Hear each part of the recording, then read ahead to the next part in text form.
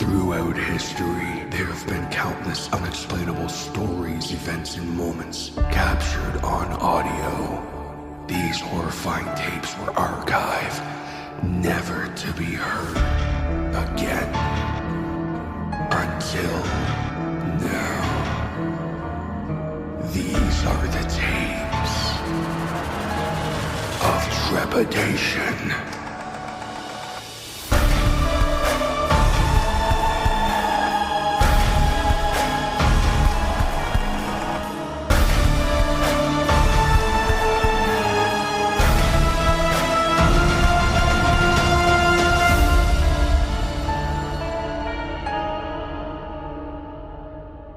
Tape number 4, The Backrooms.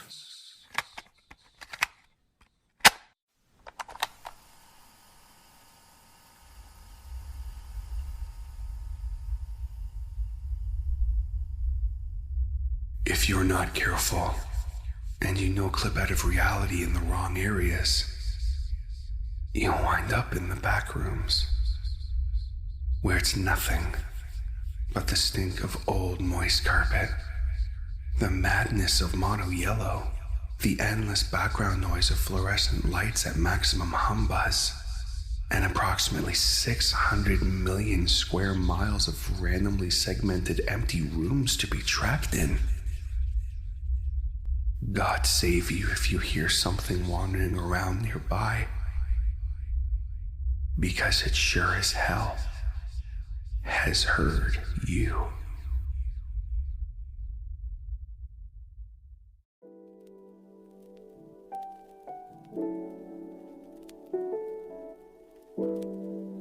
It was approximately 12:15 when I entered the Johnson Community Health Clinic. I was there for an appointment I had set up weeks ago, just a routine checkup. It wasn't a new place for me. I had been there a couple times before. However, the place had an odd nostalgic feel to it, as if it were a location from my childhood or something, and I could never pinpoint exactly what this feeling was or where it came from. As I walked in, an overwhelming feeling of déjà vu swept over me. The hum of the flickering fluorescent lights, the white tile flooring, and the muted beige paint that colored the walls all seemed so familiar. I noticed that there was a TV mounted in the corner, a smaller flat-screen TV that was playing a short PowerPoint slideshow on a loop of ads and events that were being held at the clinic.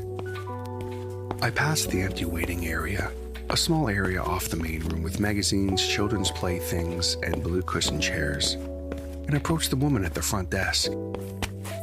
She was sitting in her bluish-gray office chair looking at a spreadsheet on the same Windows XP desktop they've had since 2008. After signing in, I was handed a clipboard which held a simple fill-out form. I walked back to the waiting area, took a seat, and began to fill it out. I was about halfway done with filling in my information when I slumped back in my chair.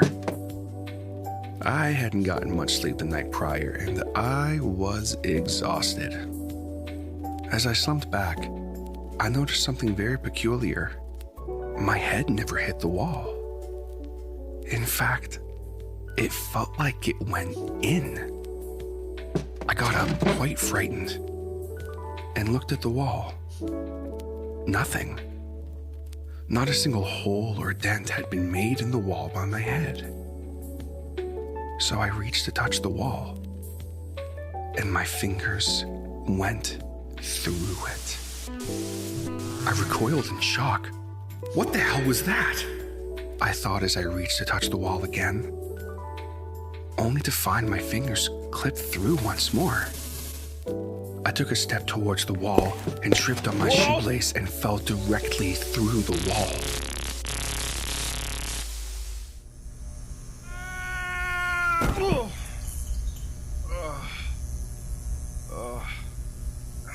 I fell face first onto some dirty tan carpeting. Upon getting back up, I realized that I was in a completely different room. Well, not really a room per se, more so a set of rooms, all of which were connected by openings.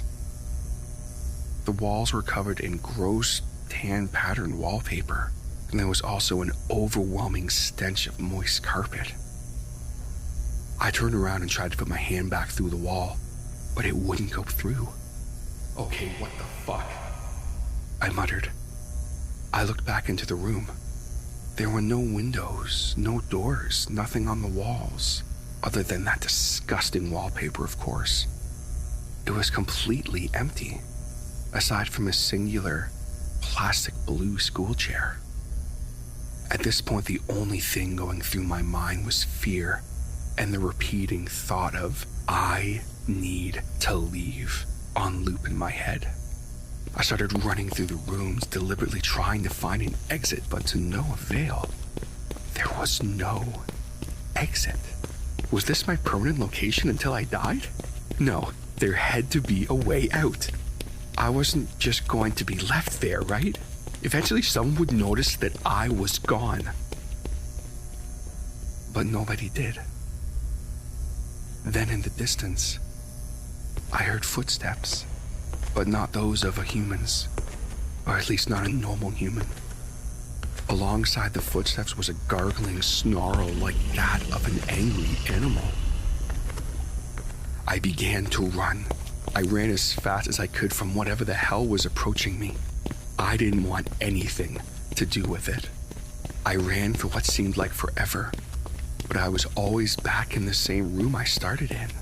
At least, it looked like the same room. Not that I could tell them apart. So I sat down, defeated. A feeling of dread filled my body as I started to cry. Oh God. I was going to die here.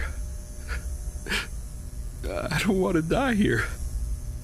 Please, someone has to be able to help me. No. I'm still there. I haven't left. I've accepted my fate. In fact, I can actually hear footsteps. I wonder who that is.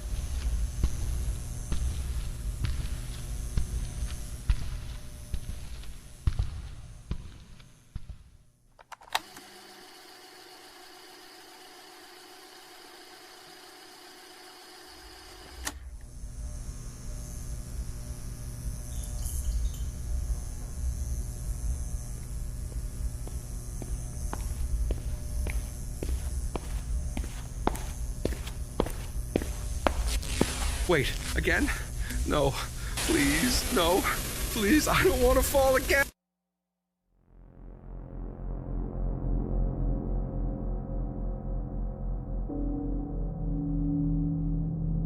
The void is beautiful, constant, complete. If there were to be such an example of the purest thing in existence, it would surely fulfill that description. Free of corruption, falsehoods, instability. It does not change in the slightest from its boundless form. Such a freeing, mind-opening experience falling through the lightless realm is. It is consistent in its lack of qualities, lasting as an unending island of peace in an ocean of chaos and disorder. Frankly, I was fearful when I fell, slipping through the wall only to continue falling through a chasm of nothingness is, admittedly, a jarring experience. But after relative eons of floating through its blind depths, I could not help but become aware of how foolish I once was. The void is a gift, a wonderful, unending paradise vaguely reminiscent of one's prenatal experience. The void exists as an idea, as a thoughtless body. It cannot truly be described or categorized beyond its lack of attributes. The innate truths behind it all were revealed to me. My path to enlightenment. Sitting on the edge of eternity, I saw nothing. And it was everything to me. I would look at the void and become the void. It became every particle of my being. The concept of I was little more than a mere construct of my mind. As far as I knew, I had dissolved into nothingness, as did the concept of time. My soul intermingled with the void, as I was the only individual to exist in the entire plane of existence. It was ecstasy. I wanted to fall forever. I did not die, as my soul could not find any place to go. I was so afraid of something coming after for me, an interruption to my unending peace. I could not have been more saddened and hopeless when I looked down to see the yellow-tinted environment of what I have taken to call the lobby, rapidly approaching from below me. I never wished to leave. Have been forced to, however. I now see it as my sole duty to inform others of the permanent, everlasting beauty of the void, in the hopes that one may experience the nirvana I do while clipping between the back rooms.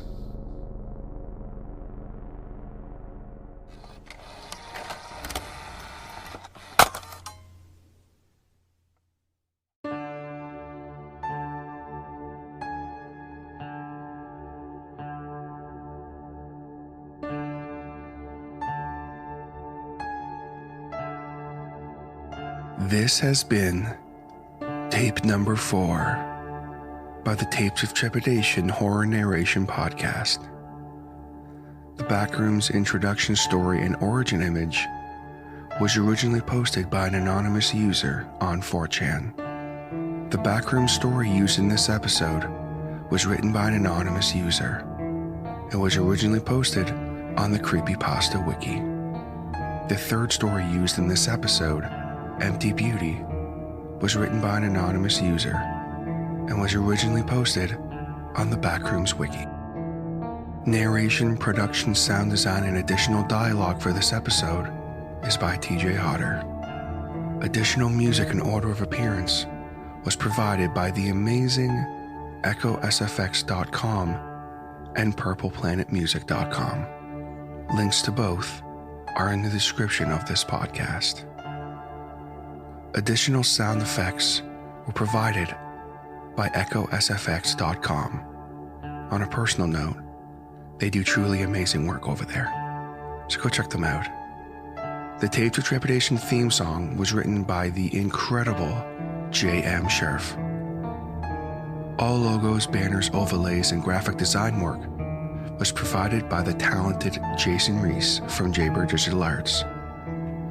If you have a story you would like to submit or a question regarding the show, please contact us at tapesoftrepidationpodcast@gmail.com. All content used on Tapes of Trepidation is either original, used with permission, or is available under a Creative Commons license. All rights reserved unless otherwise stated. This podcast and its content may not be redistributed or rebroadcasted without the express written consent of Tapes of Trepidation and the story's author. Thank you so much for listening.